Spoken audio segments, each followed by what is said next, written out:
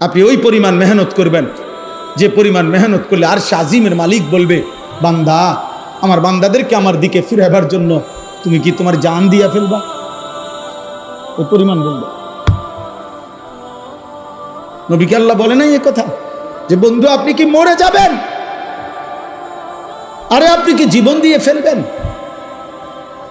এই পরিমাণ বলতে হবে। উম্মত গুনার সাগরে ঢেউ খেলতেছে। আপনারা বাচ্চা ছাড়া জানেন না, এক এক যুবক মোবাইলে রাত নাই দিন নাই, 3 দিনে 3 সপ্তাহ, 1 সপ্তাহ, 2 সপ্তাহ।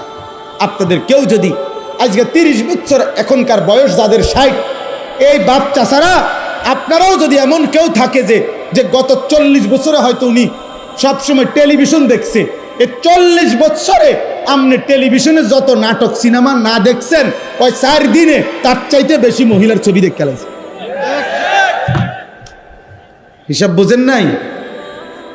আমি ওইটা সমর্থন করছি না। 40 বছরের গুনাহ মানে বুঝাইতে চাইলাম গুনার মাত্রা এখন এত বেশি পরিমাণে বাড়ছে যে ছেলেরা, মেয়েরা, পুরুষেরা, সন্তানরা গুনার সাগরে হাবুডুবু খাচ্ছে। হাবু কোনো বাবা ভাইবেন না যে ফুলাইন অনেকটু দুষ্টামি করে। না না, ফুলাইন জেনা করে, জেনা, দুষ্টামি করে না।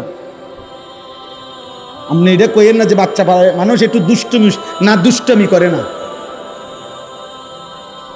ব্যভিচার করে, জিনা করে।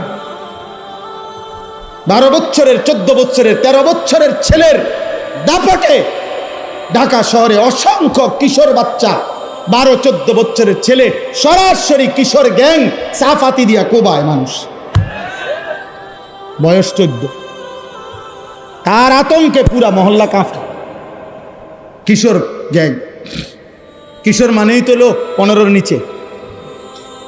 15 বছর হইলে, বালেগ হইলে আর কিশোর থাকে না, যুবক হয়।